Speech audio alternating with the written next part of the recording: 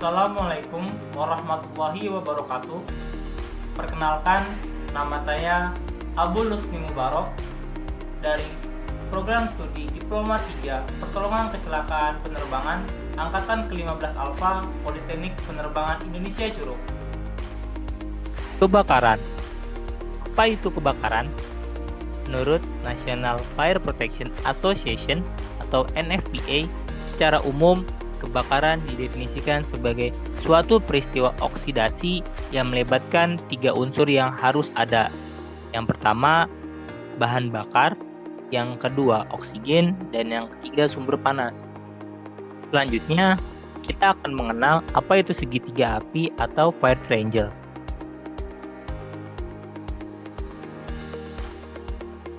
Segitiga api atau fire triangle merupakan sebutan untuk tiga unsur yang menjadi penyebab utama terjadinya kebakaran, yaitu seperti yang sudah disebutkan di awal, ada oksigen, sumber panas, dan bahan bakar. Tiga inilah memiliki peranan utama dalam menyebabkan terjadinya kebakaran. Selanjutnya, kita akan mengenal jenis-jenis kebakaran.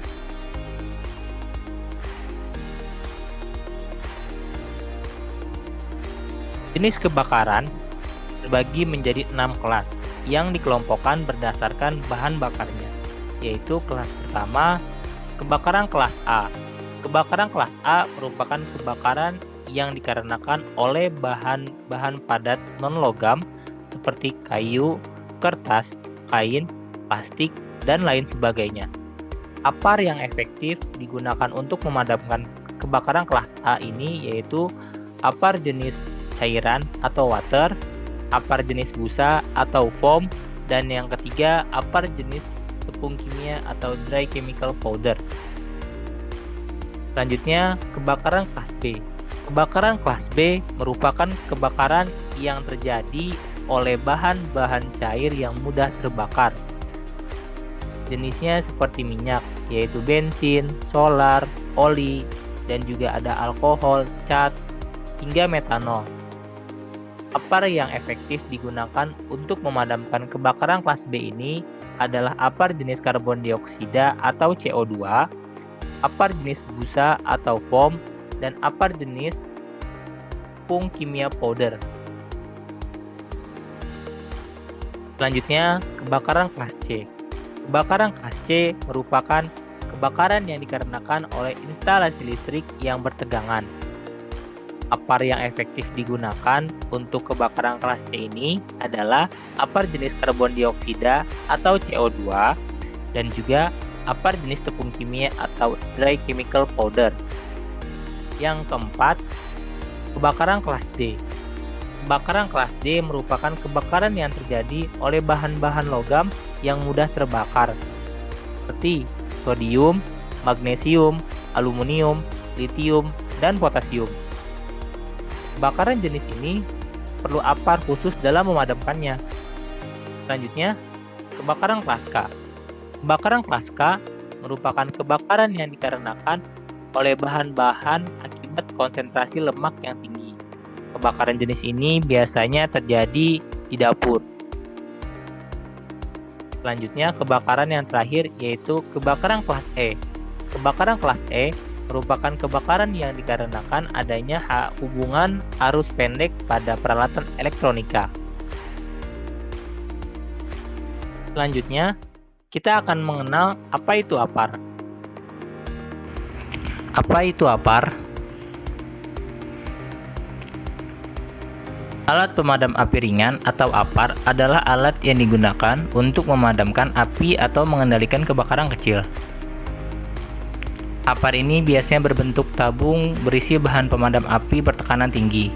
Namun, selain berbentuk tabung, apar juga ada yang berbentuk spray berukuran besar yang digunakan pada kendaraan. Nah, penggunaan apar itu sendiri sangatlah dianjurkan terutama dalam bidang kesehatan dan keselamatan kerja. Jenis-jenis apar.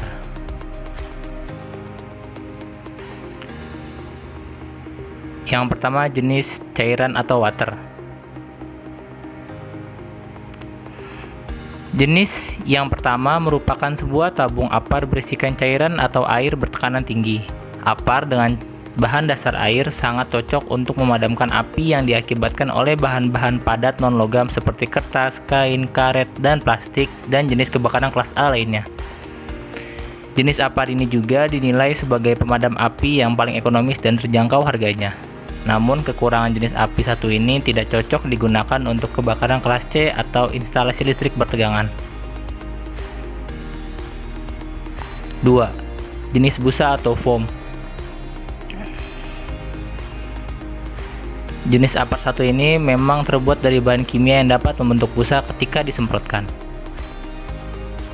Busa yang disemburkan oleh apar ini adalah berbentuk busa AFFF yang dapat menutupi bahan yang terbakar sehingga oksigen tidak dapat masuk untuk proses pembakaran. Nah, apar jenis ini sangat efektif untuk memadamkan api dari bahan padat non-logam seperti kertas, kain, karet, dan jenis kebakaran kelas A lainnya. Selain itu, apar jenis ini juga dapat diandalkan untuk memadamkan kebakaran yang timbul oleh bahan-bahan cair yang mudah terbakar seperti minyak, alkohol, solvent, dan jenis kebakaran kelas B lainnya. 3. Jenis serbuk kimia atau dry chemical powder. Jenis apar ini dianggap lebih serbaguna karena sangat efektif untuk memadamkan kebakaran di hampir semua kelas baik A, B, dan C. Cara kerja apar ini adalah dengan mengeluarkan serbuk kering yang akan menyelimuti bahan yang terbakar sehingga memisahkan oksigen. Meski dapat dipakai untuk hampir semua kelas kebakaran, jenis apar ini tidak disarankan untuk digunakan pada industri karena dapat mengotori dan merusak peralatan produksi di sekitarnya. Yang keempat, jenis karbon dioksida. Apar yang terakhir yaitu adalah jenis karbon dioksida.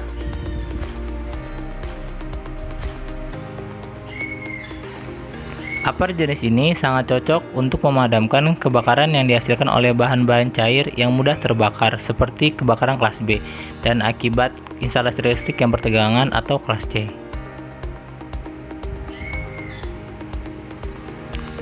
Cara merawat apar. Langkah pertama, letakkan apar di tempat yang tidak lembab dan tempatkanlah apar minimal 15 cm dan idealnya 125 cm dari lantai. Kedua, bersihkan komponen-komponen apar secara berkala seperti nozzle dan juga safety pin. Ketiga, cek secara berkala setiap komponen untuk mengetahui apakah dalam keadaan rusak. Keempat, segera isi ulang apar setelah memasuki masa kadaluarsa. Berikut ini adalah langkah-langkah memadamkan api menggunakan apar yang baik dan benar dan juga menggunakan metode PAS.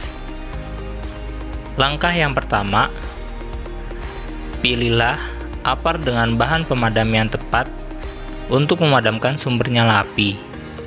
Lalu, sesuaikan dengan klasifikasi kelas kebakaran yang terjadi pada tempat kejadian.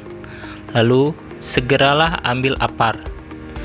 Langkah yang kedua, berilah jarak antara Anda dengan api ketika melakukan pemadaman. Langkah ketiga, metode PAS, yaitu pull, tarik segel atau pin pada tabung apar. Langkah kedua, aim, yaitu arahkan nozzle dengan tepat kepada posisi sumber api. Ketiga, squeeze, tekan tuas bagian atas apar secara penuh. Dan yang terakhir, yaitu sweep, menyapukan bahan pemadam api ke kiri ke kanan atau dari depan ke belakang.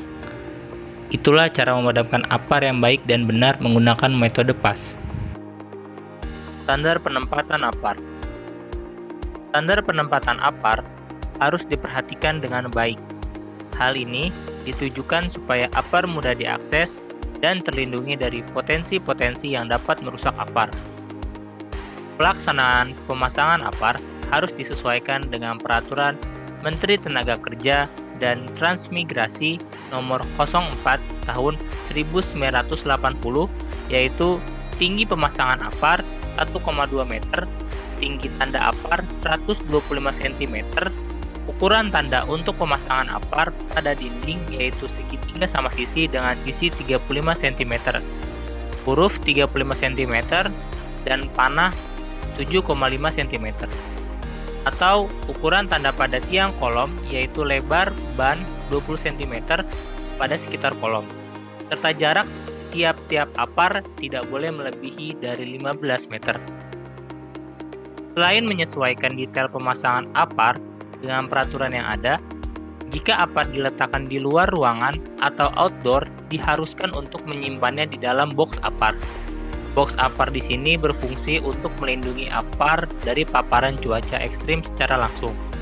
Sesuai dengan peraturan Menteri Tenaga Kerja dan Transmigrasi, berikut ini adalah 2 gambar yang menyesuaikan dengan peraturan yang berlaku yang ada di Indonesia. Saya ucapkan terima kasih kepada para penonton sekalian yang telah menyaksikan video ini. Saya harap video ini dapat berguna untuk para penonton sekalian, dan jangan lupa untuk like dan subscribe video ini. Wassalamualaikum warahmatullahi wabarakatuh.